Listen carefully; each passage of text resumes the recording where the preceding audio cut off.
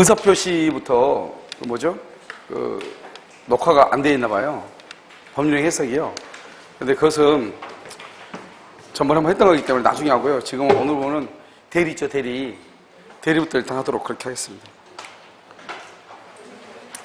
먼저 이제 대리를 보면, 대리는 뭐냐면, 대리는 법률행위에 대해서 돼요. 법률행위요.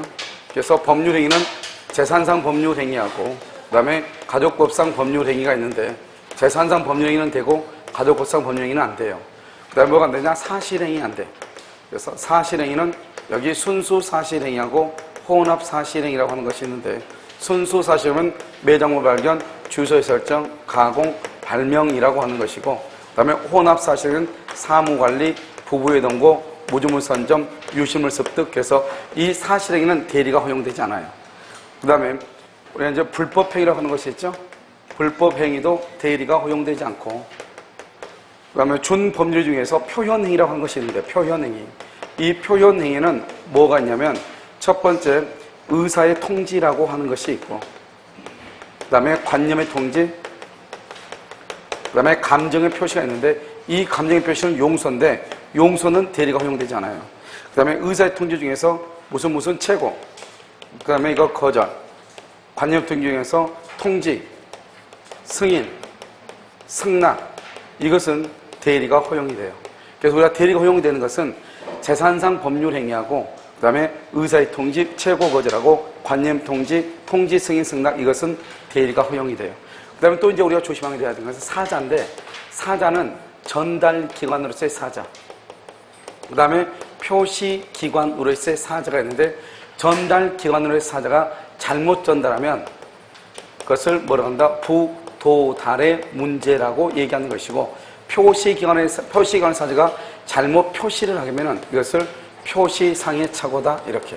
그래서 표시상의 착오로 해서 착오의 문제로 다뤄진다, 이런 말이에요. 그래서 사자는 두 가지가 있고, 특히 이 사자라고 하는 것은 뭐가 필요가 없냐? 의사 능력이 필요가 없어요. 그래서 이제 우리는 사자라고, 사자의 경우에도 뭐가 인정되냐? 표현대리, 판례가 표현대리가 인정될 여지가 있다. 왜냐? 전달기관으로서 사자하고 표시기관으로의 사자 중에서 어디가 더 대리하고 유사하냐? 표시기관으로의 사자가 대리하고 유사하기 때문에 사자의 경우는 표현대리가 성립할 여지가 있다, 이런 말이고. 여기서 이제 그 다음에 대리하면서 이제 먼저 대리권이 발생을 해야 되는데, 대리권. 이 대리권이 발생을 해야 돼. 발생하는 것은 두 가지가 있는데, 하나는 법정 대리라고 하는 것이 있고, 하나는 임의 대리라고 하는 것이 있는데, 법정 대리는 뭐냐면 법률의 규정, 그래서 법률의 규정에 의한 것, 이것을 뭐라면 친권자 또는 이것을 뭐란다? 후견인, 이렇게. 그래서 친권자나 후견이라는 말이 나오면 그것은 법정 대리라고 얘기하는 것이고, 그 다음에 법원이 선임하는 것이죠. 법원이 선임하는데, 이것은 파산관제인이라든가 파산관제인, 부재자 재산 관리, 이런 사람들을 법정 대리라고 하고, 임의 대리는 뭐냐? 그것은 법률 행위.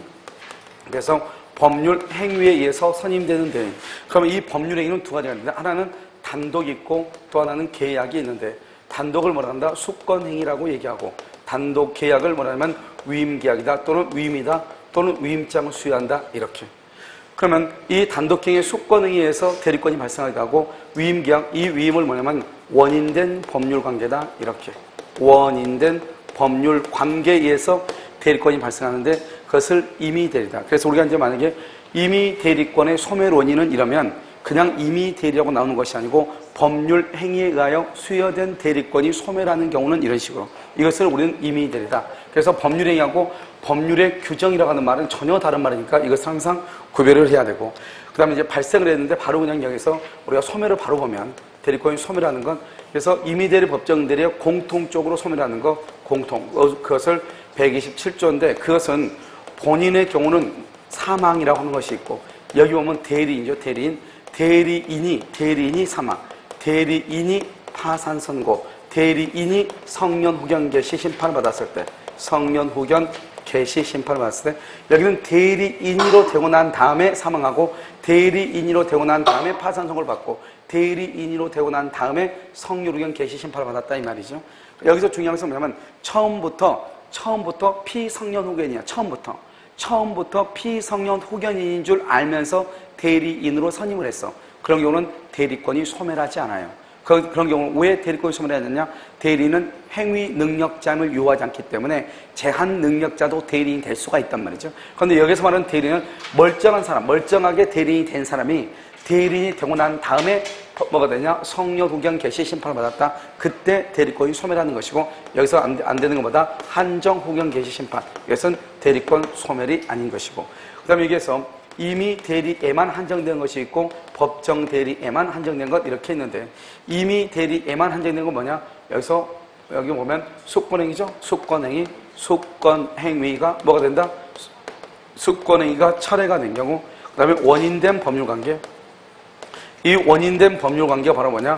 위임인데, 원인된 법률관계가 뭐가 된 경우? 종료가 된 경우, 철회가 된 경우 이렇게. 그래서 다른 국가고시에는 뭐라 하냐?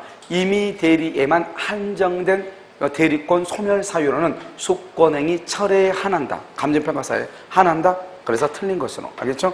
그래서 숙권행위 철회뿐만 아니라 원인된 법률관계의 종료라고 하는 것도 있고, 법정 대리라는 것은 제한 능력자가 뭐가 된다? 능력자가 된다. 그러면 대리권은 소멸하는 것이고, 만약에 우리가 민사적인 경우는 미성년자가 혼인을 하게 되면 성년 의제로 간주되기 때문에 그런 경우도 대리권은 소멸하는 것이고, 여기서 이제 대리권의 범위라고 하는 것이 있는데, 대리권의 범위는 대리권이 변경하는 경우가 있는데, 변경은 대리권의 범위가 있고 대리권의 남용이 있고 대리권의 제한이 있어. 그래서 지금부터 범위와 남용과 제한을 보는데, 이에서 가장 중요한 것은 뭐냐면은 대리권의 범위에 관한 것이다, 이런 말이죠. 그럼 이제 대리권의 범위는 뭐냐? 이 범위가 명확한 경우가 있어요. 명확한 경우 또는 불분명한 경우, 이렇게 두 가지로 나누어져. 대리권의 범위가 불분명하면 이것을 118조라고 얘기하는데, 우리가 대리권의 범위를 따진 것은 본인이 책임을 질 것인가 말 것인가. 그런데 대리권의 범위가 불분명하다 그러면 보존행위는 어떻게 할 수 있냐? 제한 없이 할 수 있는데, 이 보존행위는 기본적으로 세 가지. 첫 번째 뭐냐면, 우리가 낡은 건물 같은 것을 수선한다. 수선하는 것, 이것을 보존이라고 얘기하는 것이고, 미등기 부동산에 무슨 등기한다? 보존 등기를 한다. 이것을 보존행위라고 얘기하는 것이고, 소멸시효를 뭐한다? 중단을 시킨다. 이런 것을 보존이다. 이렇게. 그 다음에 또 한 가지가 뭐냐면, 성질이 변하지 않아야 돼. 성질이 변하지 않는 범위 내에서 이용하고 계량 행위가 있어야 돼. 이용과 계량. 그래서 이 이용과 계량을 한마디로 무슨 행위라냐? 이것을 관리 행위라고 하고, 이 관리 행위를 다른 말로 뭐라고 한다? 임대차 계약이다. 이렇게 얘기를 해요. 그런데 이 성질이 변하지 않는 범위에서 이용과 계량 행위를 하는데, 안 되는 것들이 있어. 안 되는 것. 특히 뭐냐면 예금을 인출을 해가지고 뭐를 하거나, 인출해서 대여하거나, 다른 사람한테 빌려주거나, 이 말이죠. 그 다음에 예금을 인출해서 주식을 사거나, 만약에 주식을 사서 대박이 났다 하더라도 안 되는 것이고, 그 다음에 형질 변경 안 돼. 이 형질 변경이라고 하는 것은 뭐냐면, 예를 들어서 임야를 뭐로 바꾼다? 대지로 바꾼다. 이런 것들은 된다, 안 된다? 안 된다. 그래서 여기서 가장 중요한 것은 여기 예금에 관한 것이다, 이런 말이고, 이런 것들이 뭐냐면, 이런 것들이 보존행위다, 이렇게. 그래서 여기서 시험에 나온 것은 뭐냐면, 보존행위만 할 수 있다 그러면 안 돼. 대리권의 범위가 불분명할 때는 보존행위와 성질이 변하지 않는 범위 내에서 이용과 계량행위를 할 수 있다, 이렇게. 그 다음에 여기서 대리권의 범위가 명확하다. 그래서 대리권의 범위 아니냐, 여기서 대리권의 범위 바뀌냐, 이게 중요한데, 대리권의 범위 안은 뭐가 냐면, 매매계약 체결의 대리권이 있고, 매매계약 체결과 이행에 관한 포괄 수권이 있어. 포괄적으로 수권을 준 경우 이렇게. 원래는 이 두 가지만 보면 되는 것이고, 좀 더 여유가 있으면 이미 대리인의 대리권의 범위, 이렇게. 그 다음에 또 한 가지는 뭐냐면, 우리가 이제 소송상 화해나 또는 포기에 관한 대리권을 준 경우 이렇게. 나머지 두 개는 여유가 대부분 보는 것이고, 매매계약 체결은 뭐를 하냐? 중도금과 그 다음에 잔금을 말 수 있다. 수령할 수 있다. 매매계약 체결과 이행하는 포괄적인 수권이라는 것은 잔금 지급 기일을 연기해 줄 수 있다. 임의 대리는 수령 대리권을 포함한다. 소송상 화해나 포기는 소송을 말 수 있다. 포기할 수 있다. 포기할 수 있다. 이것은 대리권의 범위 아니고, 이러한 일을 대리인이 했을 때는 모든 것을 누가 책임지냐? 본인에게 법률 효과가 귀속이 되는 것이고, 만약에 대리권의 범위 바뀌다. 이것은 뭐냐면 매매계약 체결의 대리권, 그 다음에 매도, 그 다음에 예금을 하고 와라, 그 다음에 입찰을 봐와라, 입찰, 그 다음에 영수해와라, 이런 거. 이런 것들이 이제 있단 말이죠. 매매계약 체결의 대리권은 반대가 계약을 해지하는 것 안 되고, 매도다, 매수하는 거 안 되고, 예금이다, 예금을 담보로 대출을 받거나 처분하는 것 안 되고, 입찰을 받았죠. 입찰에 취하할 동의가 없고, 영수는 일부 면제를 할 수 있다, 없다? 없다. 그래서 이런 것들은 안 돼. 이런 것들은 안 되는데, 이런 것을 하기 위해서는 어떻게 해야 되냐? 본인의 특별 수권, 본인의 특별 수권이 있을 때만 가능하고, 그렇지 않으면 안 된다. 그래서 여기서 시험에 나오는 것, 입찰 나왔고, 그 다음에 예금, 그 다음에 여기 체결, 이런 것은 다 시험에 나온 것들이고, 여기서 가장 중요한 것은 체결의 대리권은 중도금과 잔금을 수령할 수 있다. 체결과 이행에 관한 포괄 수권은 잔금 지급기를 연기해 줄 수 있다. 이것이 아주 중요하고, 그 다음에 이 중도금과 잔금을 수령한다. 그럼 이것을 뭐라 한다? 대리권의 범위 아니다, 이 말이지. 대리권의 범위를 벗어나면은 대리권 남용이라고 하는 말은 나올 수가 없어. 대리권의 범위 아니다, 안. 대리권의 범위 안에 있을 때, 그때 이제 뭐냐, 여기, 대리권 범위 안은 여기까지.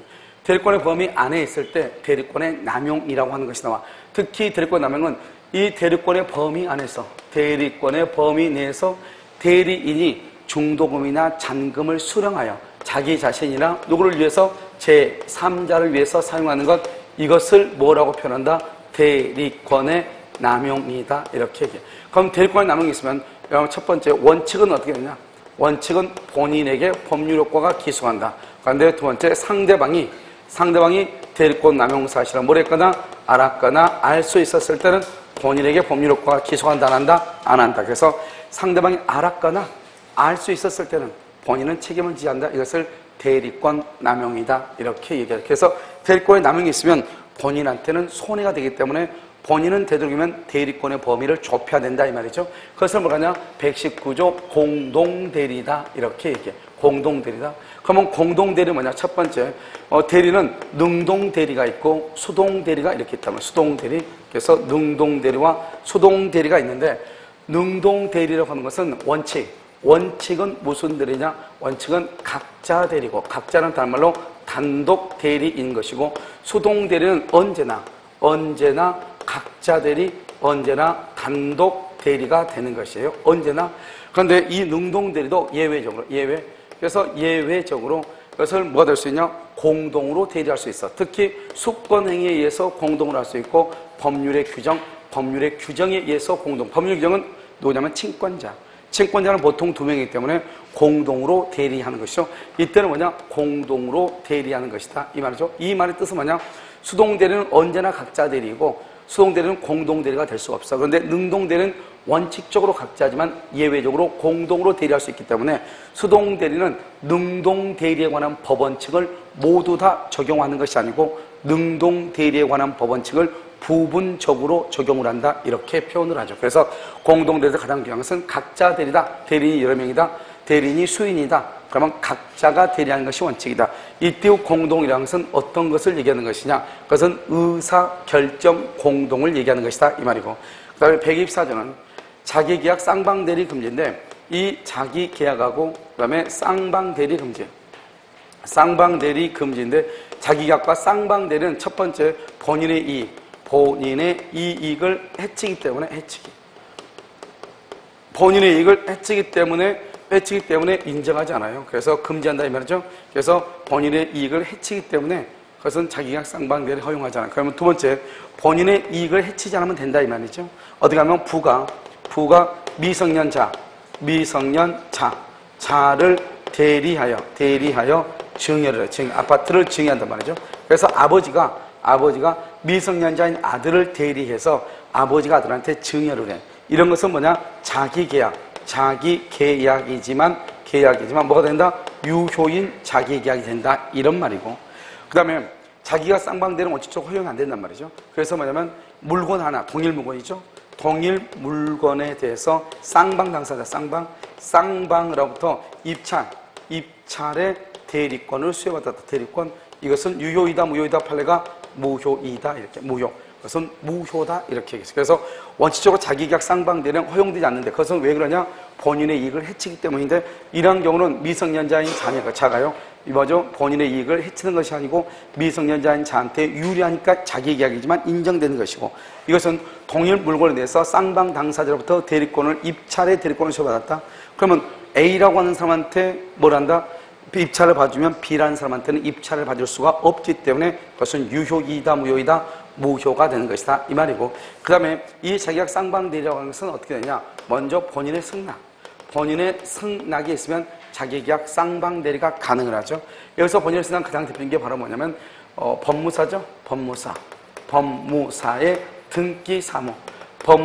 등기사무 본인의 승낙이 있으면 가능하다 이런 말이고 그 다음에 주식의 명의개서도 자기계약이지만 인정이 되는 것이고 그 다음에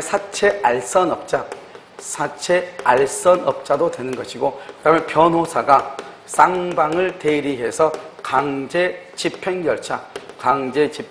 절차에 뭐 하는 것? 참가하는 것 이런 것들이 다 되는데 사실 여기서 시험에 나온 것은 법무사의 등기사무하고 주식의 명의개서 이것은 취득권에서 이것은 우리 시험에 나온 것이다 이 말이고 그 다음에 또 다섯 번째 뭐냐면 채무를 이행을 할 때는 본인의 승낙이 필요 없이 채무 이행은 할 수 있다 이런 말이죠. 그래서 채무 이행을 할 때는 첫 번째 채무 이행은 되는데 안 되는 게 더 중요해. 첫 번째 대물 변제 하는 것 채무 이행 안 돼. 그 다음에 경계 안 돼. 그 다음에 여기 다툼이 있는 것 다툼. 그 다음에 항변권이 붙은 것. 그 다음에 기한이 도래하지 않는 것. 그래서 다툼 있는 항변권이 붙은 그 다음에 기한이 미도란 이런 채무이행 이런 채무이행은 된다 안 돼. 그래서 원래 채무이행은 다 돼. 자기가 쌍방대가 다 된단 말이죠. 그런데 안 되는 것이 있다 이 말이죠. 대물 변제하는 것 경계 다툼이 있고 항변권이 붙어 있고 기한이 아직 도래하지 않은 것 이런 채무이행은 안 된다 이 말이죠. 똑같은 채무이행도 그런데 만약에 대리인이 본인한테 돈을 빌려줬어. 그러고 나서 변제기가 됐어. 그럼 대리인이 본인의 통장에서 자기 통장으로 뭘 하는 건 가능하다? 계좌 이체하는 것은 가능하다. 이렇게 이것을 자기계약 쌍방대리 금지다. 이렇게. 그래서 여기서 이제 중요한 것은 뭐냐면 여기 법무사 등기사무라고 하는 것하고 그 다음에 여기서 이 2번하고 3번 아버지가 미성년자인 아들한테 증여를 하고자 한단 말이죠. 그래서 증여를 하고자 할 때 아버지가 아들을 대리해서 증여한다. 이것은 자기 계약이지만 아들한테 유리하니까 유효이고 동일한 하나의 물건에 대해서 쌍방 당사자로부터 입찰 매수 대리권을 수여받은 경우 이런 경우는 유효이다 무효이다 무효이다 무효 이렇게 그래서 이것을 아는 것이 이제 중요해요. 이것은 이제 대리권과 관계가 되는 것이고 이제 대리권을 했으니까 지금부터 이제 뭐냐면 대리 행위에 대해서 이제 한번 본단 말이죠. 그럼 이제 대리권이 있고 그 다음에 뭐냐 이제 대리 행위라고 하는 것이 있잖아요. 그래서 대리 행위를 보면은 먼저 이렇게 대리행위라고 하는 거 있죠? 이 대리행위라고 하는 것은 어떻게 하냐? 대리행위는 누구의 이름으로 하는 것이냐? 본인의 이름으로 하는 것을 뭐라 한다? 대리행위라고 하고 이때 본인의 이름이라는 것은 뭐냐? 나는 갑의 대리인 을이다. 이 말은 대리인 을이다. 이 갑의 대리인 을 이것을 뭐라고 표현하냐? 본인을 위한다는 표시 이렇게 다른 말로 대리행위의 표시 대리행위의 표시, 다른 말로 대리관계의 표시다 이렇게 얘기해요. 이것을 우리는 한마디로 뭐라고 표현하냐? 현명이다 이렇게 얘기를 해요. 현명이다. 그래서 현명을 했느냐 안 했느냐? 현명을 했다 114조. 그래서 현명을 했을 때는 원칙적으로 나는 갑의 대리인 을이다 이 말이에요. 을. 그래서 본인에게 법률효과가 있고 그 다음에 갑의 이름을 적고 그 다음에 갑의 인장을 날인할 수 인장 이것을 뭐라 한다? 서명대리라고 얘기하는데 이러한 경우는 누구한테 책임을 진다? 이것도 본인이 책임을 진다. 그래서 여기서 알아야 될 것은 우리가 현명을 할 때는 반드시 대리인의 이름으로 현명하는 것이 아니고 본인의 이름으로 현명할 수도 있다. 이 말이 중요해. 그래서 우리는 서명대리다 이렇게 얘기하는 것이고 만약에 현명을 하지 않았다. 현명을 하지 않으면 누구의 행위로 본다? 그것은 대리인의 행위로 본다. 그래서 대리인의 행위로 본다요, 본다. 그래서 추정한다 그러면 안 되죠. 본다 그랬으니까 여기에서 뭐가 나온다? 착오를 이유로 취소가 된다, 안 된다? 안 된다. 그러나 상대방이 그 사람이 상대방이 대리인임을 뭐랬거나 알았거나 알 수 있었을 때 누구한테 법률효과가 기성한다? 본인에게. 그러면 대리인임을 알았거나 알 수 있다. 이것을 뭐란다? 매매 위임장을 처음부터 뭐한 경우? 제시한 경우. 이때는 본인이 책임을 진다. 그래서 현명을 하지 않는 경우는 언제나 본인이 책임진다. 그러면 큰일 나. 알겠죠? 그 다음에 여기서 이제 알아야 될 것은 본인을 위한다. 본인을 위한다는 말이 무슨 말이냐? 본인을 위한다는 것은 본인의 이익을 위한다 이 말이 아니다. 왜냐하면 대리권이 남용이 되면은 본인한테 손해가 돼도 누가 책임진다? 본인이 책임을 지는 것이고, 여기는 대리행위를 할 때는 누구의 이름으로 한다? 본인의 이름으로 하기 때문에 이름이라고 하는 말은 뭐를 한다는 것이다? 책임을 진다는 것이고, 누가 책임진다? 본인이 책임을 진다는 것이고, 그래서 본인이 책임을 지고 대리인은 책임을 진다 안 진다? 안 진다. 그래서 이 대리인은 본인의 이름으로 하기 때문에 대리인은 누구임을 요하지 않는다? 행위 능력자임을 뭐 하지 않는다? 요하지 아니한다. 이렇게. 그래서 대리인은 행위 능력자임을 요하지 않아요. 그래서 왜 그러면 대리인은 행위 능력자임을 요하지 않느냐? 대리에서 모든 책임은 누구한테 간다? 본인에게 가는 것이죠. 그래서 본인이 모든 책임을 지기 때문에 행위 능력이 있을 필요가 없고, 따라서 피성년 후견인도 뭐가 될 수 있어? 대리인이 될 수 있다. 대리인이 될 수 있다. 만약에 피성년 후견인이 대리인으로서 계약을 하죠. 그래서 피성년 후견인이 대리행위를 한다. 대리행위. 그러면 이 대리행위는 취소가 된다 안 된다? 취소할 수가 있어 없어? 취소할 수가 없다 이 말이지. 왜냐? 뭐죠? 대리는 행위 능력자임을 요하지 않기 때문에 만약에 피성년 후견인이 대리행위를 했다? 취소할 수가 없고, 취소할 수 없다는 말은 뭐다? 확정적으로 뭐가 된다? 유효가 된다. 확정적으로 유효 이렇게. 그것을 이제 첫 번째 얘기하고, 두 번째, 하지만 행위 능력은 없어도 되지만 무슨 능력은 있어야 된다? 의사 능력은 요한다. 만약에 의사 능력이 없다? 그러면 그것은 뭐가 된다? 무효가 된다 이 말이죠. 무효. 그래서 우리가 이제 대리행위 이렇게 얘기하고, 그 다음에 대리는 행위 능력자임을 뭐 하지 않는다? 요하지 아니한다. 이렇게 같이 연결이 되는 것이고, 그 다음에 이제 우리가 뭐가 있냐? 대리행위의 하자라고 하는 것이 있어. 대리행위 하자. 여기 보면 116조가 보면 116 대리행위 하자. 이 대리행위의 하자라고 하는 것은 누구를 기준으로 판단하냐? 대리인을 기준으로 판단한다. 이게 원칙인데, 원칙.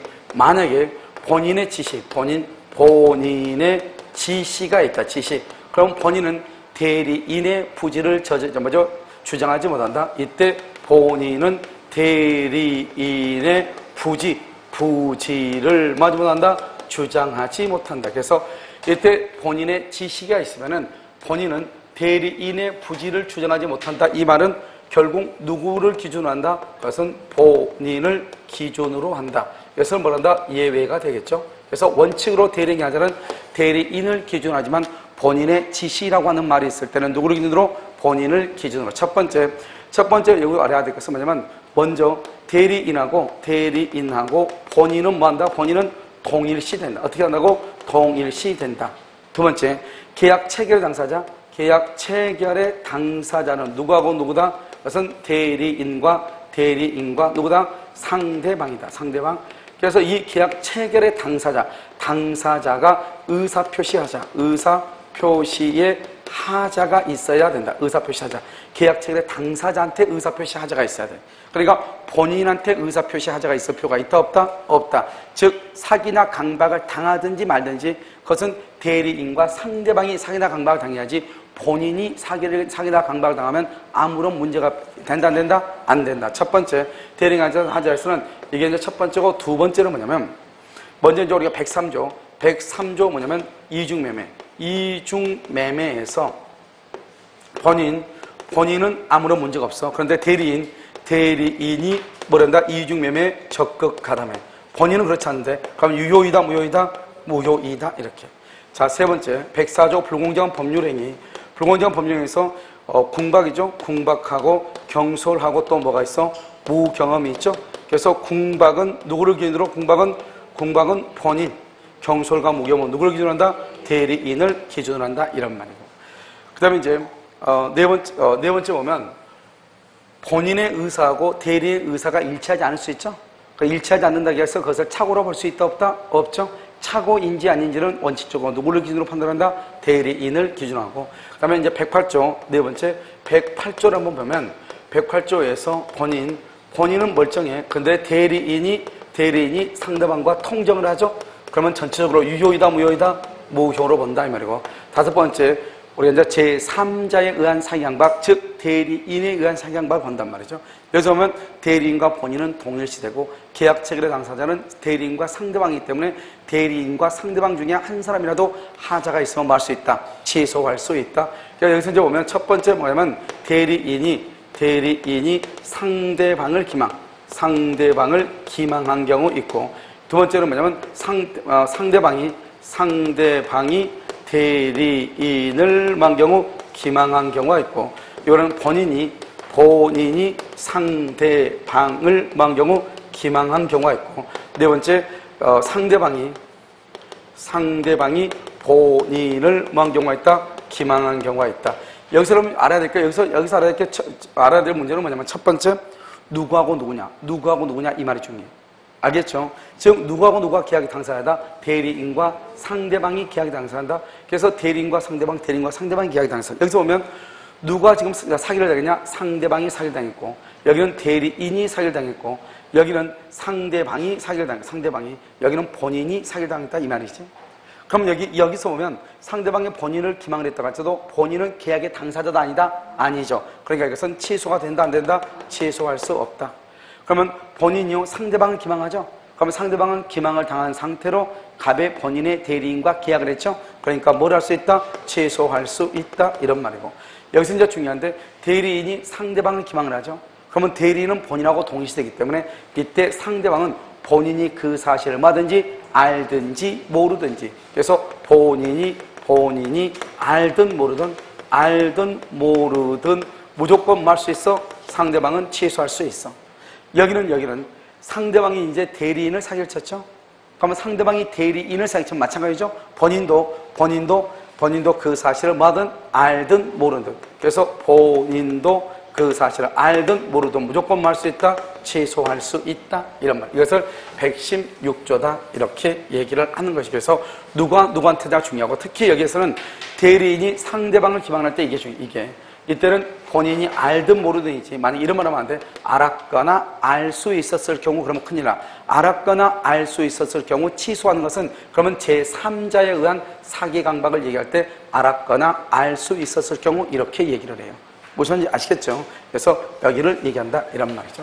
그래서 이제 116조 이렇게 얘기하죠. 그 다음에 이제 뭐가냐면 복대리죠. 이제 복대리라고 하는 것은 뭐냐?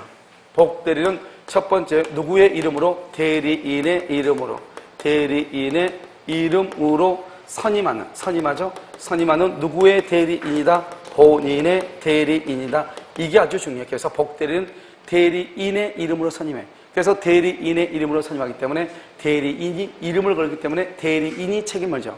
복대리의 잘못에 대해서 대리인이 책임을 져. 알겠죠? 여기 선임이죠? 선임이니까 복대리는 누가 선임하든 즉 법정 대리인이 선임하든 법정 대리인의 이름으로 선임하든 임의 대리인의 이름으로 선임하든 복대리는 무조건 무슨 대리다? 임의 대리가 되는 것이고, 그것은 본인의 대리인이다 이렇게. 자, 여기서 이제 가서 보면 첫 번째 보면 복대리인의 잘못이 있다. 잘못이 있으면 누가 책임져? 대리인이 누구에게 책임져? 본인에게 책임을 져. 대리인이 본인에게 책임되기 때문에, 그러니까 어떻게 돼요? 복대리는 누구의 관리 감독을 받아야 돼? 대리인의 관리 감독을 받아야 되는 거죠. 자, 그 다음에 두 번째, 복대리는 언제나 무슨 대리다?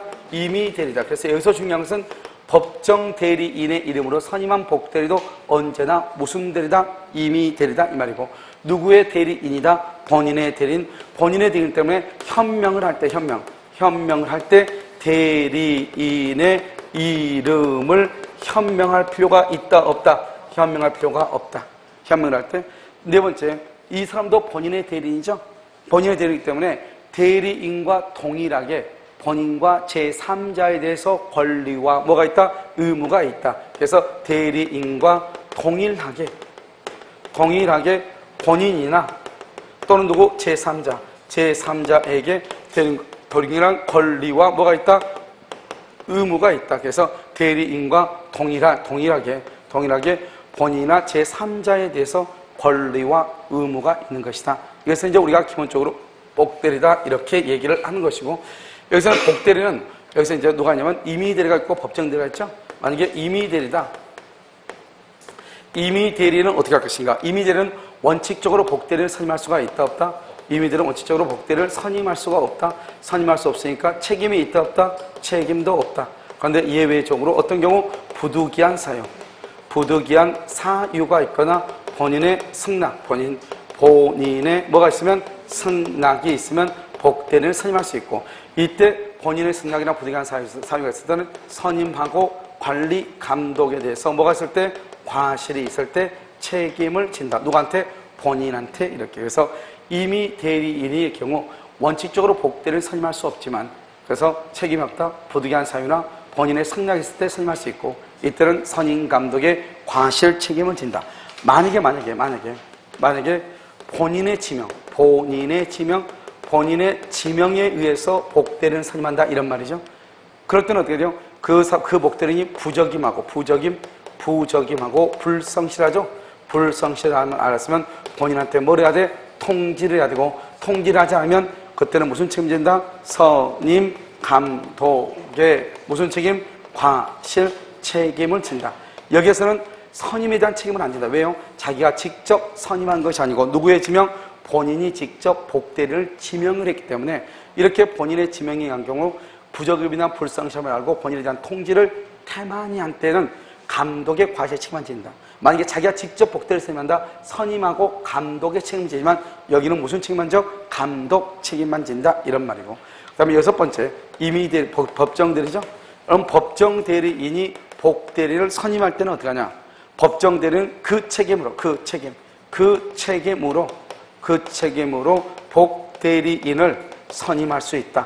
이렇게 우리 법조문에 그 책임으로 복대리인을 선임할 수 있다 이렇게 돼 있어. 그 책임으로 복대리인을 선임할 수 있다. 그래서 이때는 무슨 책임을 지냐? 무과실 책임. 무과실 책임이라는 것은 잘못이 있든지 없든지 무조건 책임을 지는 것이고, 만약에 이 법정대리인이 부득이한 사유로 선임하죠. 부득이한 사유로 선임을 하죠.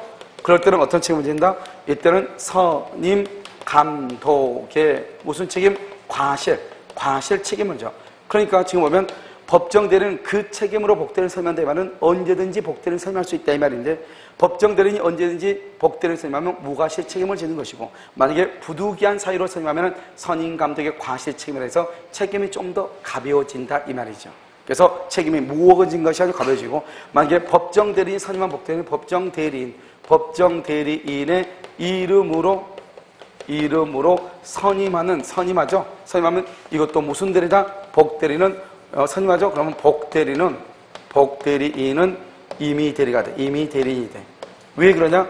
법정대리인의 이름으로 선임한다 할지라도 일단 선임은 누가 한다? 법원이 하는 것이 아니고 법정대리인이 선임하죠. 그래서 이러한 경우는 언제나 무슨 대리다? 임의대리. 그래서 법정대리인의 이름으로 선임했다고 해서 그것을 무슨 대리다? 법정대리다. 그러면 큰일 나. 무슨 알겠죠? 그 다음에 여기 7번에 이제 뭐가 냐면, 먼저 이제 우리가 복대리인이, 대리인이 복대리인을 선임하죠? 복대리인을 선임을 하죠?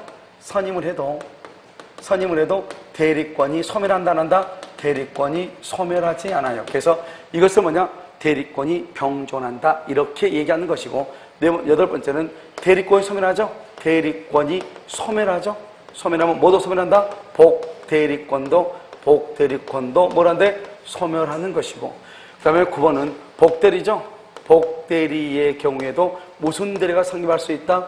표현 대리가 성립할 여지가 있다 이 말이죠. 여기까지를 우리는 뭐라냐? 복대리다 이렇게 얘기를 해요. 그래서 우리 이제 보면 복대리란 것은 어떻게 되는 것인가 이런 말이죠. 그 다음에 이제 우리 이제 복대리에서 굳이 또 하나를 본다면 판례가 뭐냐면, 일반적으로 갑이 을한테 대리권을 수여하면서 아무 말이 하지 않았어.